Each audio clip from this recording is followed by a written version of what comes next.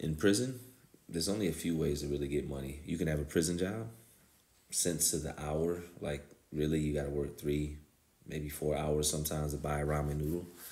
You can take your money and potentially invest in a side hustle, whether that's a parlay, a quick pick, something that you could generate money on the side of your paycheck. Some guys do menial tasks in there, like other people's laundry, iron, believe it or not, and get paid for that.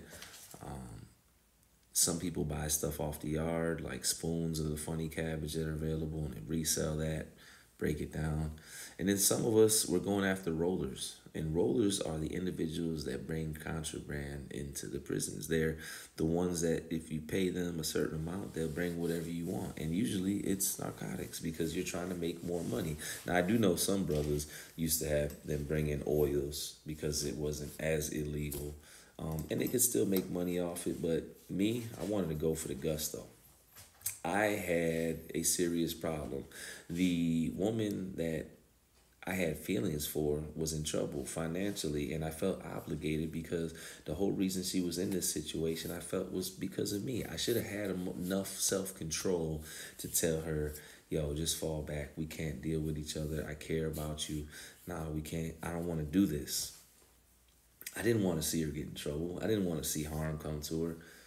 And I should have did what was right and just chill. But here we are. So I went after a roller. I went after a new lane. I wanted to be able to get some work into the prison. And I thought I had a lane. I started building with this female guard and just telling her, little things about myself, building this rapport.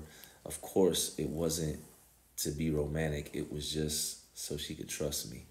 Eventually, I had convinced her after a course of about 2 or 3 weeks to bring something in because I found out she was struggling financially.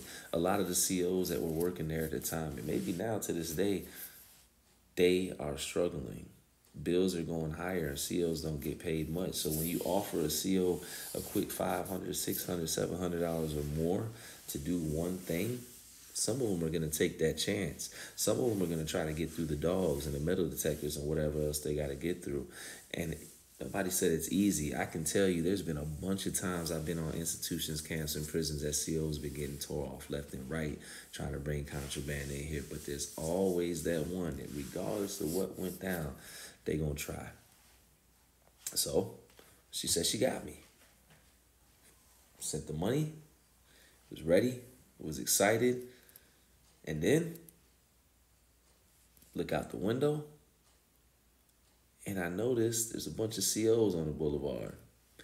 She's supposed to be here. I don't see her. She's usually, because this is the morning of, I'm supposed to get what I had put an order in for. I don't see her. There's a bunch of people, guards on the boulevard. They got the camp on lockdown. Next thing you know, you hear the workers coming back, the guys that lived at the prison, fellow prisoners. They worked on the yard in the morning or in the kitchen. They're coming back just talking about a female guard that got tore off. Well, found out that the rollers that I was locked in with, the one that was going to be bringing contraband in for me, evidently had made promises to several others. And she didn't just try to come in with the order that I put in. She tried to come in that day evidently with a few different orders for a few different groups. What saved me? They made the mistake, one of the groups, of, let's just say, putting in a special order, including a cell phone, some other things. And eventually, that must have been her love interest because when she got tore off with the cell phone, they asked her for her cell phone on the spot. And I don't think she had to give it to him. But when she did, they went in her pictures and they found a picture of a prisoner. That's the whole story. They walked her off. It was over with.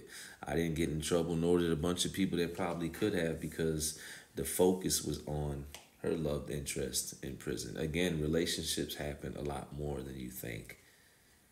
I don't know at this point if I was more upset or relieved because I didn't want the hustle. I didn't want to get back into the swing of things. I wanted to go to a lower level and eventually go home. But at the same time, I felt that pressure to provide. It's hard to be in relationships while you're in prison.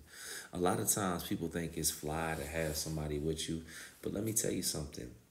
When you're in a relationship, you got to chase the phone down. You might have to smuggle the phone, have whatever it is, pay that 3, 5 plus. I'm sure it's way more now because of inflation, but you're stressing.